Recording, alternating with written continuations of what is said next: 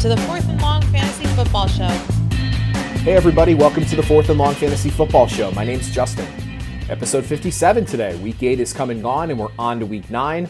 On today's episode, I'll give you a few of my Week 8 reactions, then I'll go over my waiver wire targets and my starts of the week for Week 9. As a reminder, I'll be releasing these weekly episodes throughout the season on Thursday mornings. Going to get you prepared with my weekly recaps, waiver wire ads, and starts of the week. Your time is valuable, so let's get to it. On today's show... All right, so for today's show, I'm going to start by giving you a couple quick reactions to Week 8.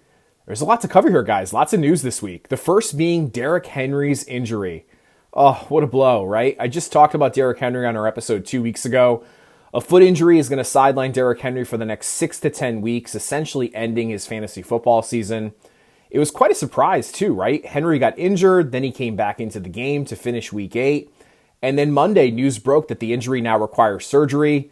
My condolences to all those Derrick Henry owners as it's next man up for the Titans as they try to keep up their momentum as they push for a playoff spot. Now, in redraft leagues, Henry should be stashed on IR, right, in the off chance that he makes a quick recovery and he's back for the fantasy playoffs. And in dynasty circles, this might be the right time to buy low. I don't know. The cliff is coming, right? There's that running back cliff we talk about when running backs get older. But Henry could still have some productive years, so I might try to buy low if I could. Next, Atlanta Falcons wide receiver Calvin Ridley stepping away from football.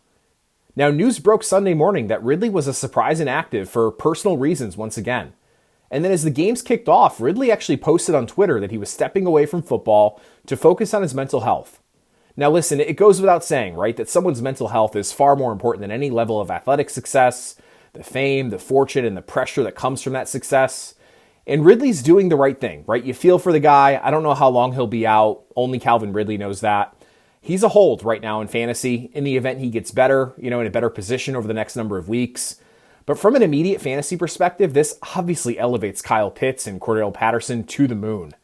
You look at Kyle Pitts. He ran 84% of his routes from the slot or out wide in Week 8. He's essentially the Falcons wide receiver 1, guys.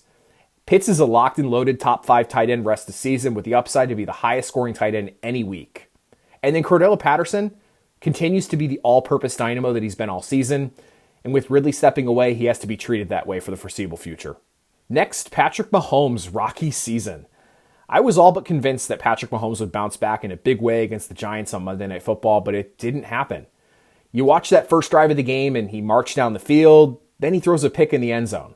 There just wasn't much to be encouraged by at the end of the game. Mahomes doesn't look like himself these last handful of weeks. He's routinely underthrowing, overthrowing, taking inherent risks when he doesn't need to. But he's too damn talented to not get it figured out, right?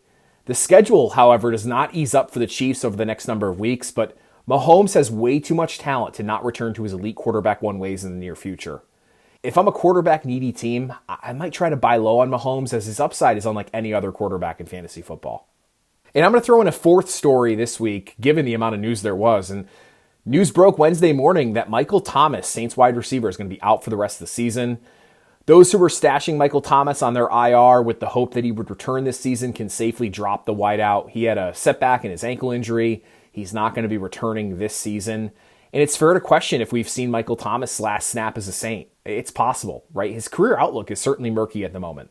All right, let me get into my waiver wire ads for Week 9. Before I get there, my ads for last week included Kenneth Gainwell, Robert Tonyan, and Darius Slayton. It was a tough week for waiver ads last week. Let me get back on track for Week 9. I'm going to start my Week 9 waiver wire list off with a running back, and it's going to be newly signed Tennessee Titan running back Adrian Peterson. We talked earlier in this episode about Derrick Henry's injury. The Titans then quickly worked out and signed Adrian Peterson the next day. I like the idea of Adrian Peterson carving out a meaningful role in this offense down the stretch, and in this running back landscape that we're in right now, he's certainly worth the ad. People forget, but he was actually usable last season with the Lions. I expect a 10 to 15 weekly touch workload with upside for more in this run-heavy offense, and he should dominate goal line touches as well. He's my number 1 ad for Week 9.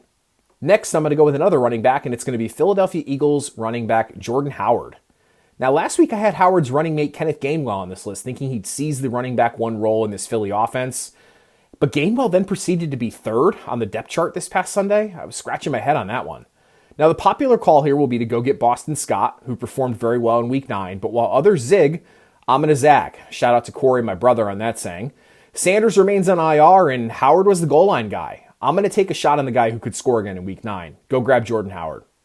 And then finally, my last ad for the week is going to be a wide receiver, and it's going to be Dallas Cowboys wide receiver Michael Gallup. Now, it's quite possible that Gallup has been dropped in your league, and I'd go scoop him up if he's available. Week 9 should bring a fully healthy Dak Prescott back under center for the Cowboys, and if I can get a piece of this pass attack, I want it. Now, CeeDee Lamb and Amari Cooper are the 1A and 1B in this offense, but Gallup could carve out a meaningful 5 to 8 target role in this Cowboys pass attack. And then finally, let me get into my starts of the week. Last week, I had quarterback Patrick Mahomes, running back DeAndre Swift, and wide receiver Deebo Samuel. I'm going to get my Week 9 starts of the week list started here with a quarterback, and it's going to be Buffalo Bills quarterback Josh Allen.